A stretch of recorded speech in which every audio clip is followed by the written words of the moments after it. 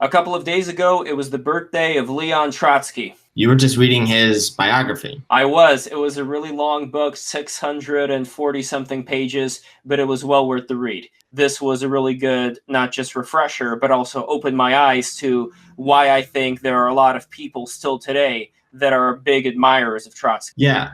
Why do you think that is? I think that Trotsky is a bit of a rock star in the way that he dressed himself, in the way that he presented himself to the people. He was a genius writer. His prose was magnificent. It was stupendous. So was the way that he addressed himself to the crowd. He was a community organizer that Barack Obama would be incredibly jealous of. Well, Trotsky was a completely different type of politician. He was a revolutionary. He had the Trotsky train. He was a general, wasn't he?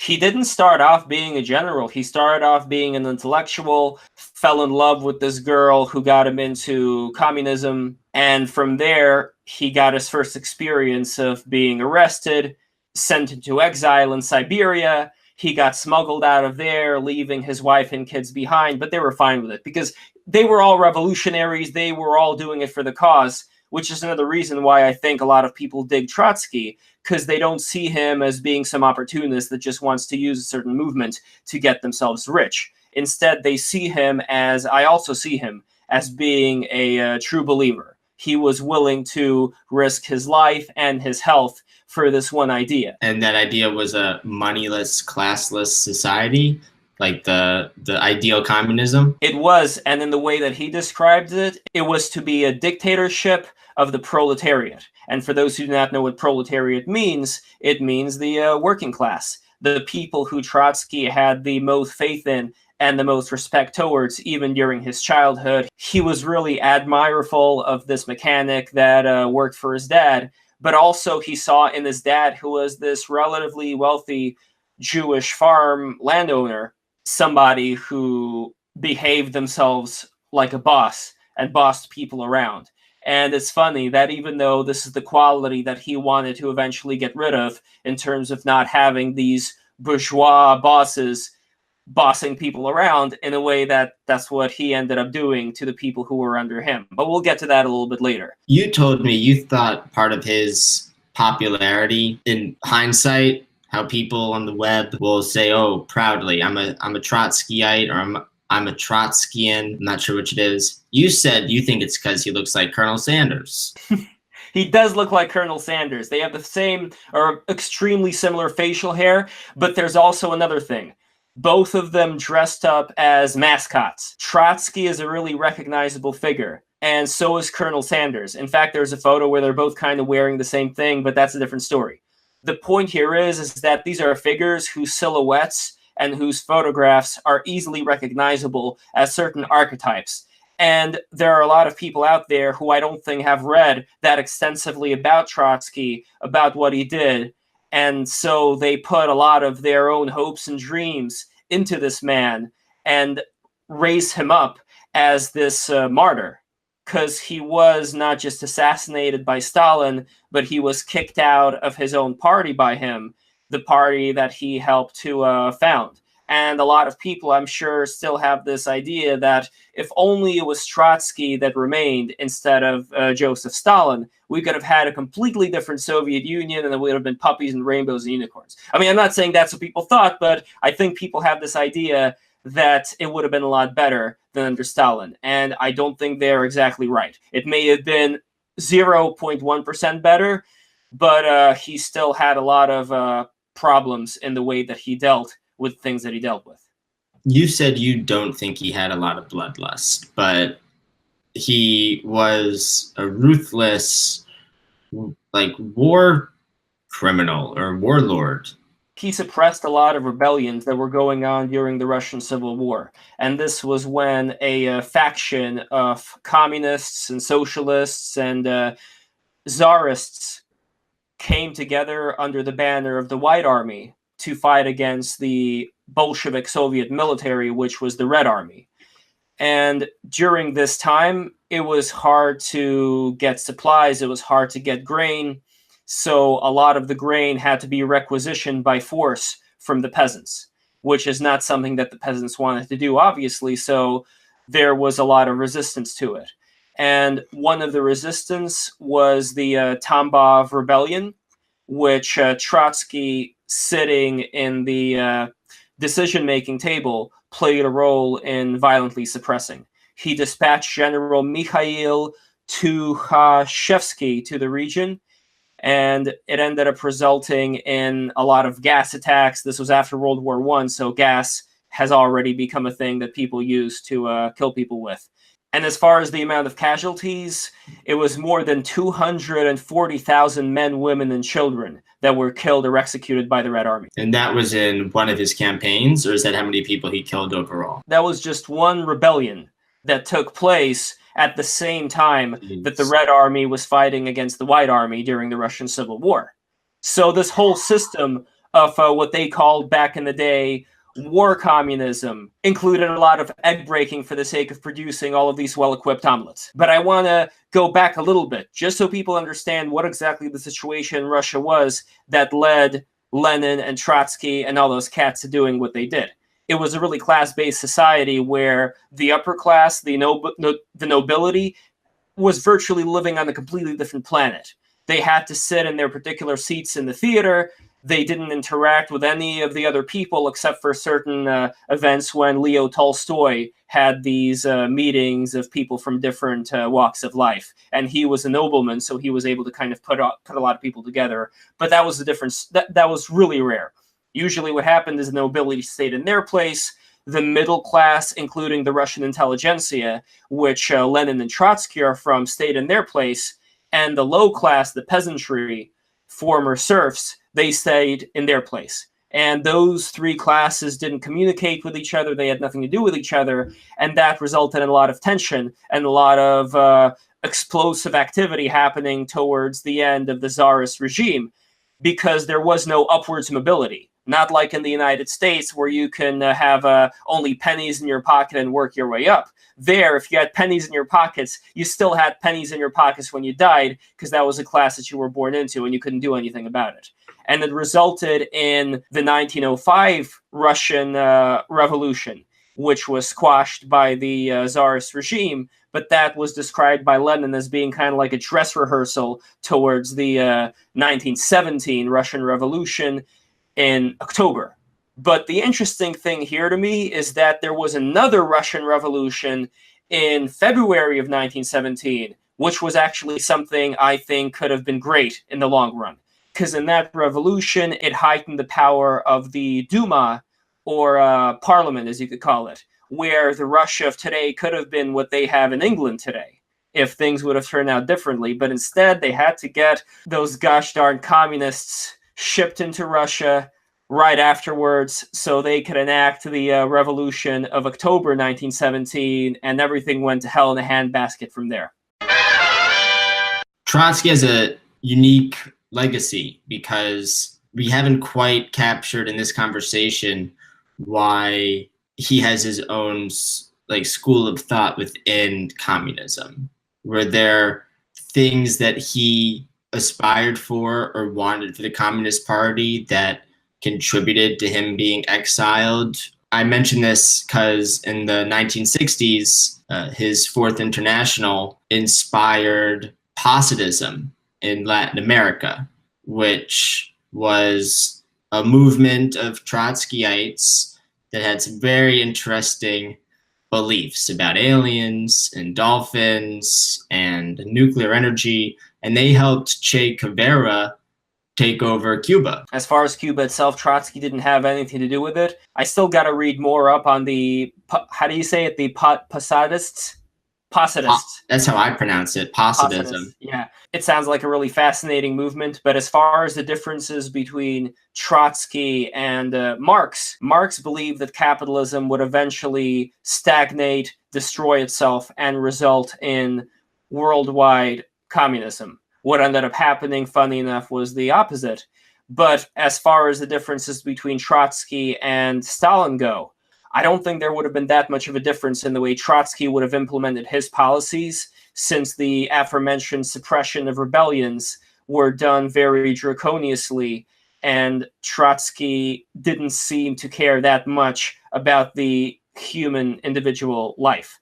friends of his described him as not really having that much humanity, and he was also described as a peasant who cares for his horse until the horse ends up not being useful anymore, and then the peasant would just kill the horse and use it for something else. So it was a really utilitarian approach as far as Trotsky and individuals were concerned. Trotsky's main thing was going through with the idea of achieving world communism, which I'd say was also a difference between him and Stalin, since Stalin was focusing much more, I guess you could call it National Socialism in a way, since he was basing it in Mother Russia, while Hitler was basing his National Socialism in Father Germany. And I wonder if that may have contributed a bit to them getting along for some bit of time. But back to Trotsky, the horrible things that he ended up inflicting on people goes counter to the beauty of his writing and the way that he was able to stir people up. Because I still think that much like Hitler had artistic expression, Trotsky also had this artistic expression. But I think Trotsky lacked a lot of humanity, and I don't think it paid off for him in terms of his association with other party members, because even if he was able to stir people up in a positive way when he was making all these speeches traveling all of Russia by his Trotsky train, in terms of Game of Thrones type political intrigue, he rubbed a lot of people in the inner party the wrong way. People thought he was arrogant. People knew that he didn't really care what other people thought of him, so he gave people a piece of his mind about whatever policies were being enacted. He didn't hold back. I'm just going to say it like this. I think he was a brave man. He did not take his hat off for the prison warden when he was arrested. He always stood his ground. He became a military man after being an intellectual, throwing himself into the battle and even taking some shots himself. So he was not afraid of dying. He was afraid of not doing enough to further his cause. So in that way, he was just going from one place to another, making his speeches, hardly having any time to sleep, and subsisting on like a bite of food here and there, and then going back into action. So like I said before, I think a lot of people respect him for that kind of chutzpah that he had. But I don't think it means that he was a good person. I think it means that he was playing a certain game really well. And when I say game, I don't want you to think that that downgrades whatever it was that he was thinking. I think it just means that he was the best player of the game that he was attempting to play, the game in his mind. And as a result, he ended up turning a lot of things upside down. People would say for better or worse. I'd say definitely for worse. Because even during the new economic policy... Who would say for better? I don't think anyone would say for better. I really don't. No, me neither. For better, I'd say, would have been the new economic policy that Lenin started to enact after they saw that the centralized policy they had during the time of war communism, during the Russian Civil War, ended up causing a lot of hardship. So the new economic policy had a lot more of a free market approach, relatively speaking, where people were allowed to own property, they were allowed to sell stuff. But despite that, Trotsky still wanted to have the central government plan a lot more than Lenin was having it planned during that time. And that makes me think that even if Stalin wasn't around, it wouldn't have been that good under Trotsky. Also during this new economic policy, one other reason why I suspect that Trotsky would not have been that different from Stalin is that he was really hard on the kulaks. And that's not to be confused with gulags. Kulak means fist in Russian. And the kulaks was a name that was given to peasants who were producing a lot more output in terms of grain. So it's a really horrible thing when you really think about it. Out of all the peasants, the ones who are actually doing a good job, they're the ones who end up getting vilified in the Soviet Union as being, these overly bourgeois type figures because they're actually good at what they do. So if you recall the episode we did on good cults and bad cults, there was a painting in the background when I was at home in New York. That was a painting I made in 9th grade when I was down in Stevenson. And it was about when Walter Duranty from the New York Times went to Russia, and he covered up the Kulak genocide, where they were all starving to death, but he came back and told everyone how magnificent Russia was because he loved the communist cause and believed in it. And he won the Pulitzer Prize. He won the Pulitzer Prize for lying about what was being done to the kulaks. And this came out much later, but it was one of the most disturbing stories I remember learning growing up. And it made me skeptical of the press even then. Well, the American journalist H.R. Knickerbocker wrote that it was, quote, "It is a conservative estimate to say that some 5 million kulaks died once or within a few years." And you add to that the amount of deaths numbering around 11 million or so of peasants that died during this time of collectivization. And this was after the new economic policy. This was around the time that Trotsky ended up being ousted and kicked out of the Soviet Union. But like I said before, I'm not sure if Trotsky wouldn't have had a similar effect, because at that point, I think it does come down to this horrible system of central policy dictating from top down. It's such a nightmare. Yeah, I can't imagine someone literally won a Pulitzer Prize for lying about people starving to death. He was like, they're not starving to death, they're doing great. No, they weren't. Well, luckily we have the internet today, so people should be a lot more aware of things that are going on, for example, in Venezuela. I wouldn't say it's reached those levels, but again, it's like, what exactly is causing this? It wasn't just that they happen to have a corrupt leader. There's this idea that some Trotskyists may have, where if only we had this perfect system, which in the beginning should require this perfect person like a Trotsky type guy to lead it, and then he'll be able to administer just the right amount of punishment, just the right amount of censorship and suppression. But after that, it's all flowers and candy and puppy dogs. And that's that breaking the eggs to make an omelet mentality, which I think is found both on the extreme left and the extreme right, which I find really troubling. Yeah. When I look at Trotsky, I imagine somebody like a really talented stock market broker, somebody who is really good at doing a particular thing or a set of particular things. That's where his energy is, and he doesn't really give that much towards empathy, even faking empathy. Like, I think Stalin was somebody who faked empathy in order for people to trust him more. Trotsky was all about the idea. He was all about enacting worldwide socialism, and anything, whether it was women, whether it was children, nothing got in the way, including having to kill a lot of people in these various uprisings that were occurring at the Soviet Union during the Russian Civil War. He wasn't one of these people who just wanted to use communism in order to enrich himself, as, you know, being the head of the Politburo, ha ha ha, look at me, I get to sleep in the Kremlin all day. No, like, he was a legit believer. He believed in this workers' revolution where society would be completely altered. And for that, I think, at least as a true believer, it may be worth giving him a little bit of respect. Maybe the only saving grace is that Trotsky did end up learning from things that didn't end up working out.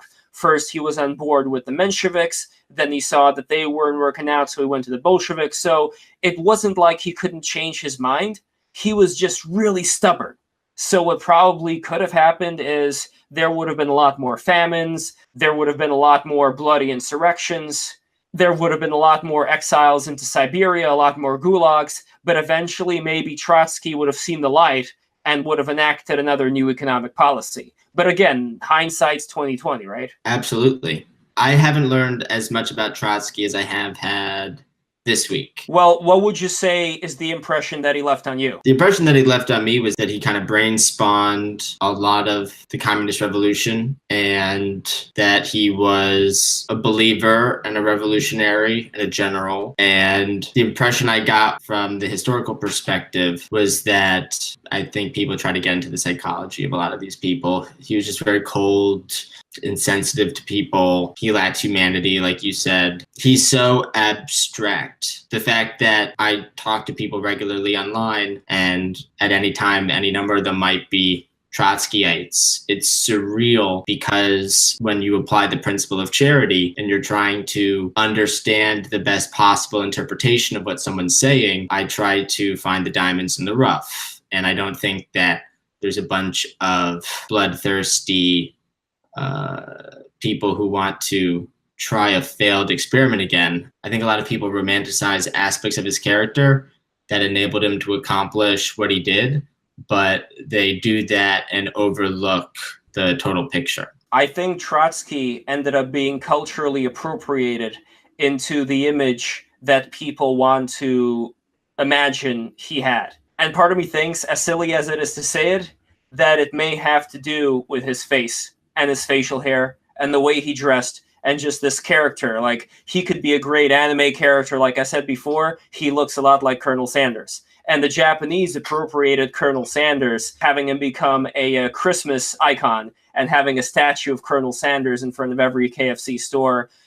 So the reason why I mentioned that is I think that there are a lot of people out there with romantic notions about a world of brotherhood and sisterhood where everybody gets along and where everybody is completely equal. And they may see somebody like Trotsky as their Santa Claus, as this kindly looking guy with this funny beard and whiskers who wants to enact this complete equality over the entire world. And there's a really big romanticism in it. The only problem is that I don't know how many people have actually read his biography and have studied the Soviet Union, and most importantly, have paid attention to unintended consequences.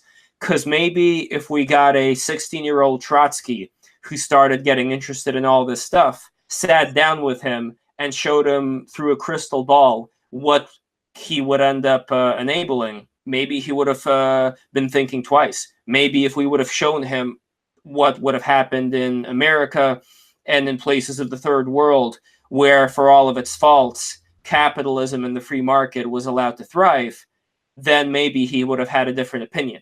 They were figures of their time, and no matter how intelligent people may have thought them to be, I'm sure that all of them had their fair share of naivete. So I think that people have this romantic notion of Trotsky. And there have been many philosophers, artists, and poets who were quite enamored by the Soviet Union, and some of them who ended up seeing what it was actually like ended up changing their minds, while others never changed their minds until they died. So just because somebody's smart when it comes to whatever their field happens to be, doesn't mean that they could see the whole picture. And I think that Trotsky may have been that kind of dude. And if he devoted so much time and effort to this idea, I don't think it would have been easy to get him out of it. So who knows what would have happened otherwise. But the thing that I think we can learn a lot from this, though, is that we should pay a lot of attention to unforeseen consequences, especially when it comes to these big, beautiful ideas of world equality. Because like that phrase goes, the road to hell is paved with good intentions. I like that. Yeah. I didn't know that he had a relationship with Frida. He did. He had a relationship with Frida Kahlo, who at that time was the wife of Diego Rivera, who was a wonderful genius artist in his own right. And he loved to carry around a pistol now and then, so that may not have been the most safest of relationships to have. But eventually, they stopped being in the relationship. They may have sensed that there's a lot of risk there, and he also may have felt a little bad about cheating on his wife. So in that way, I could see that there is still a shred of humanity in Trotsky, but I think it was relegated to his wife and his kids in certain times. So this isn't a black and white world. There are people out there who have really monstrous tendencies, but at the same time, they love their dogs, or they love their children or their wife. There are definitely situations like that. We're not living in Plato's theory of forms, where these forms are all either completely robotic, demonic people or completely good people. I'd say Trotsky is much more of a bad person than the good person if we're using those terms, but there still was a shred of good about him, at least in his relationship with his wife. I thought that he was neglectful. Of his first wife. See, that's what I mean. He was neglectful of his first wife, and she didn't mind it that much, even though she got stuck in Siberia when they were deported. He managed to sneak out. She ended up staying in there. And it's funny that she ended up getting arrested by the NKVD, the Russian secret police, under the orders of Stalin after Trotsky was deported. And she died in Siberia. So not only was this poor woman stuck in Siberia after Trotsky went out of there, but she died in Siberia. How's that for a life? But she was the person who got him into communism. So maybe that was like some karmic action right there. Yeah, that sounds about right. And another thing I think I should mention about Trotsky before I forget, he had several neocons who were his fans back when they were younger, including Irving Kristol, who was the dad of Bill Kristol. Huh. Let me actually look it up. Yeah, when I type in Irving Kristol into Google, the first thing I got was Irving Kristol Trotsky. So yeah, you could even read about it in Wikipedia here. So Irving Kristol was an American journalist and former communist who was dubbed the godfather of neoconservatism. Whoa. He was a part of a small but vocal Trotskyist anti-Soviet group who eventually became the New York Intellectuals. A very appropriate title. And it's funny in a way because we know a tendency that neoconservatives have of impinging on the way other people handle their stuff and enforcing certain things through various foreign policy escapades, feeding the military-industrial complex in the process.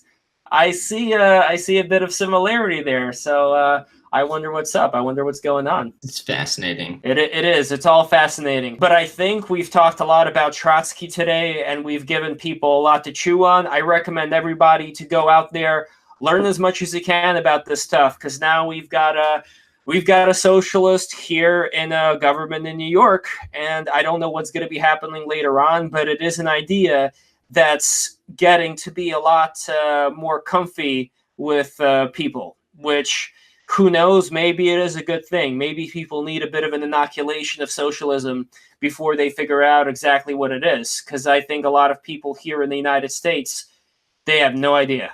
Truth. And with that, we shall leave you guys. Please don't forget to like, comment, subscribe, and click that bell to keep getting more updates. And we'll see you guys later.